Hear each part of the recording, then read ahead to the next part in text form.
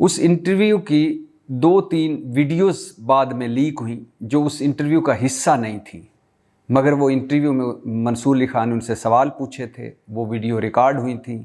हालांकि मरीम नवाज़ उन वीडियोस में भी कह रही हैं कैमरामैन को कि आप ये कैमरा बंद कर दें, और सामने जो बैठे हुए मरीम नवाज़ के साथ आए हुए थे लोग, उनसे भी पूछ रही हैं कि इस सवाल का क्या जवाब है, या इस ये जो बात कर रहे हैं इसके आप की मालूमात आपके पास हैं कि नहीं। लेकिन वो बार बार कह रही हैं मरीम नवाज़ साहबा कि ये इंटरव्यू रिकॉर्ड ना कीजिएगा।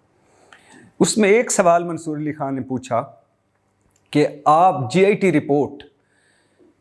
रिपोर्ट पनामा लीक्स की जॉइंट इन्वेस्टिगेशन टीम की जो रिपोर्ट थी, उनके डॉक्यूमेंट्स के मुताबिक आपके पास एक BMW गाड़ी थी जो आपको यूएई हुक्मरान की तरफ से तोहफे में मिली थी और जो आप घर ले गई। मरीम नवाज़ साहबा ने इसके बारे में साफ इनकार कर दिया। उन्होंने कहा कि नहीं, मेरे पास कोई गाड़ी नहीं थी, मुझे पता ही नहीं है। कोई ख़ानदान वालों के पास हो, मेरे ख़ानदान वालों के पास हो तो मुझे नहीं पता, मेरे पास कोई गाड़ी नहीं। हालांकि जीआईटी जॉइंट इन्वेस्टिगेशन रिपोर्ट जब पनामा लीक्स हुई थी तो उसके बाद जीआईटी की जो रिपोर्ट बनी थी पनामा लीक्स पर, हाउस ऑफ शरीफ पर, तो उस जीआईटी रिपोर्ट में है कि मरीम नवाज़ साहबा ने ख़ुद बताया कि उनके पास एक BMW गाड़ी है और वो गाड़ी उन्होंने अपने वेल्थ और इनकम टैक्स के गोशवारों में भी ज़ाहिर की 2010 में, और फिर 2011 में कहा कि वो मैंने गाड़ी बेच दी है मुनाफे पर। लेकिन हैरत अंगेज़ तौर पर 2010 में डिक्लेयर की कि मेरे पास गाड़ी है, 2011 में डिक्लेयर की कि मैंने बेच दी, और 2012 में दोबारा उनके पेपर्स में मौजूद थी कि ये गाड़ी अभी भी मेरे पास है, और उसका उन्होंने वेल्थ टैक्स भी दिया, जो उनका वो इनकम टैक्स या वेल्थ टैक्स होता है वो भी दिया, यानी उसका टैक्स भी दिया। और 2010 में मौजूद थी, 2011 में बेच दी, 2012 में अगेन उनके पास मौजूद थी। अब मरीम नवाज़ साहबा का कहना है कि मेरे पास तो कोई BMW गाड़ी थी ही नहीं। उनके पेपर कह रहे हैं कि उनके पास गाड़ी थी, लेकिन मरीम नवाज़ साहबा का कमाल है कि वो जो कह दें वो कह देती हैं, पक्का मुंह बना लेती हैं और संजीदा मुंह बना लेती हैं, और ऐसी ऐसी बातें कर जाती हैं कि बंदा हैरान रह जाता है। ये मरीम नवाज़ ही थी जिन्होंने कहा कि कैसी बातें करते हो, तुम्हें शर्म आनी चाहिए, खुदा का खौफ करो, मेरी बैरून मुल्क क्या अंदरून मुल्क कोई जायदाद नहीं। और फिर मरीम नवाज़ ने अपने गोशवारों में डिक्लेयर किया कि मेरे पास पौने अरब की जायदाद मौजूद है, यानी। और फिर मरीम नवाज़ साहबा का ये कहना कि बैरून मुल्क क्या अंदरून मुल्क कोई जायदाद नहीं। हुसैन नवाज़ ने कहा अल्हम्दुलिल्लाह जो फ्लैट्स हैं उनकी बेनिफिशरी ऑनर यानी बेनिफिशरी मालिक मरीम नवाज़ साहबा है। और मरीम नवाज़ साहबा ने वो जो कैलबरी फाउंड फ्रॉड था वो भी उनके नाम पे आया, झूठी ट्रस्ट डीड जो उन्होंने बनाई वो भी, और जो जीआईटी में जमा तफरीक उन्होंने झूठी की वो भी उनके सामने है और आपके भी सामने है। तो वो मरीम नवाज़ जो ये कह चुकी थी कि मेरी बैरून मुल्क क्या अंदरून मुल्क कोई जायदाद नहीं, अंदरून मुल्क निकल आई पौने अरब की, और बैरून मुल्क हुसैन नवाज़ साहब ने मोहर लगा दी और फरमाया कि ये जो एवनफील्ड फ्लैट्स हैं इनकी बेनिफिशरी ऑनर यानी मालिक मरीम नवाज़ है। और फिर मरीम नवाज़ साहबा ने पिछले दिन एक कहानी सुनाई कि जेल में डेथ सेल में मैं फ्राई पैन से कपड़े इस्त्री किया करती थी। अब मुझे समझ नहीं आई कि डेथ सेल में फ्राई पैन का क्या काम। फिर फ्राई पैन को गर्म कर भी किया जा सकता होगा, वो गर्म किस पे करती थी, यानी फ्राई पैन के साथ स्विच तो नहीं लगा होता ना, जैसे इस्त्री के साथ स्विच लगा होता है, ऐसे तो नहीं हो सकता ना।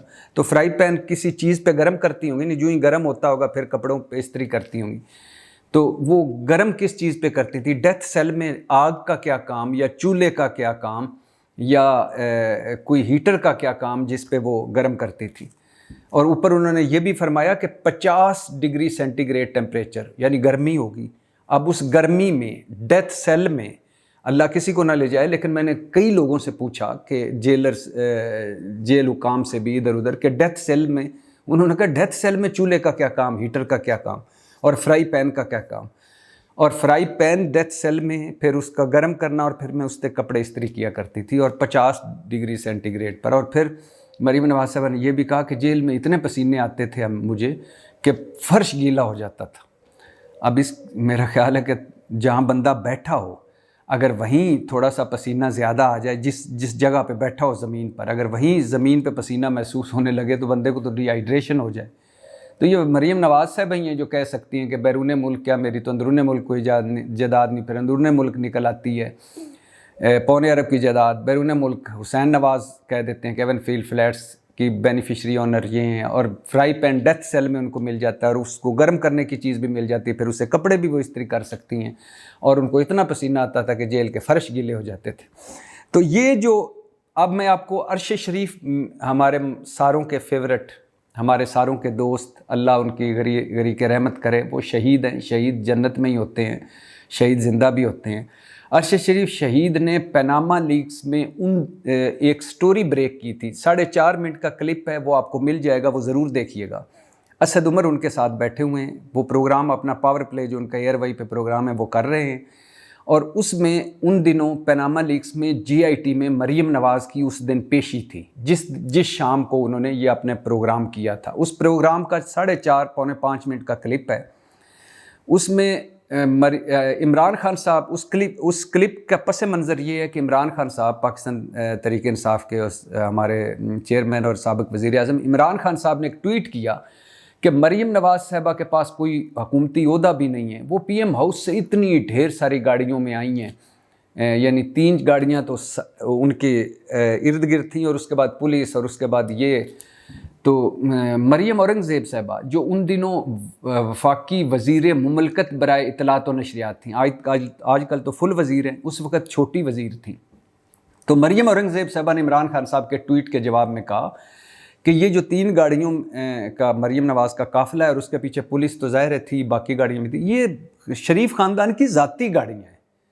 یہ مریم اورنگزیب صاحبہ نے اس وقت کہا تھا، اور آج یہ بھی ذہن میں رکھیے، آج مریم نواز صاحبہ کہہ رہی ہیں کہ مجھے کوئی پتہ نہیں BMW گاڑی میں کوئی ہے بھی کہ نہیں۔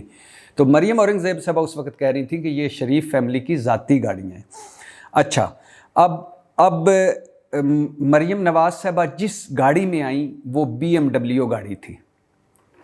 پیناما لیکس میں GIT میں پیشی کے لیے مریم نواز جس دن آئیں، اس دن وہ جس گاڑی میں آئیں وہ BMW گاڑی تھی، اور گاڑی کا نمبر تھا SN777۔ SN777، S مین سسٹم، N مین نیچرل، SN777۔ تو اچھا، جب اس گاڑی کی رجسٹریشن چیک کی عرش شریف صاحب کی ٹیم نے، عرش شریف شہید صاحب کی ٹیم نے جب اس گاڑی کی رجسٹریشن چیک کی اسلام آباد ایکسائز اینڈ ٹیکسیشن آفس میں، تو پتہ چلا یہ جو BMW کی گاڑی کا نمبر ہے SN777، یہ دراصل محمد داؤد ولد کالا خان کا موٹر سائیکل ہے 125۔ محمد داؤد ولد کالا خان کا موٹر سائیکل ہے 125، اس کا نمبر ہے SN777، جو مریم نواز جس گاڑی میں آئی تھی BMW، اس گاڑی کا وہ نمبر تھا۔ اچھا، آگے سنیں، اسی پیشی پر ایک BMW جیپ بھی مریم نواز صاحبہ کے ساتھ آئی، جس کا نمبر تھا BC 348۔ اچھا، اس گاڑی کا نمبر جب عرش شریف شہید کی ٹیم نے اسلام آباد ایکسائز اینڈ ٹیکسیشن کے دفتر سے چیک کیا تو پتہ چلا BC 348 ہونڈا سیوک گاڑی کا نمبر ہے، جو فیصل بینک کی ہے، 2014 ماڈل، اور اس کا نمبر مریم نواز صاحبہ کی BMW پہ لگا ہوا تھا۔ اچھا، اسی پیشی پر ایک لینڈ کروزر بھی مریم نواز صاحبہ کی آئیں۔ یہ وہ 3 گاڑیاں تھیں جو مریم اورنگزیب صاحبہ نے کہا تھا یہ ہماری شریف فیملی کی گاڑیاں۔ ایک لینڈ کروزر مریم نواز صاحبہ کے ساتھ آئی، اس کا نمبر تھا SN، S مین سسٹم، N مین وہی نیچرل، 777، اس کا نمبر بھی SN777 تھا۔ لیکن جب پتہ کیا تو یہ لینڈ کروزر کا جو نمبر لگا ہوا تھا یہ دراصل ٹوئٹا XL ماڈل 2007 کا نمبر تھا، جو عمران مقبول نامی شخص کی گاڑی تھی۔ تو مریم نواز صاحبہ BMW گاڑی میں پہلی بات تو ہے کہ وہ پیشی پہ آئیں، ساتھ BMW جیپ بھی تھی۔ پھر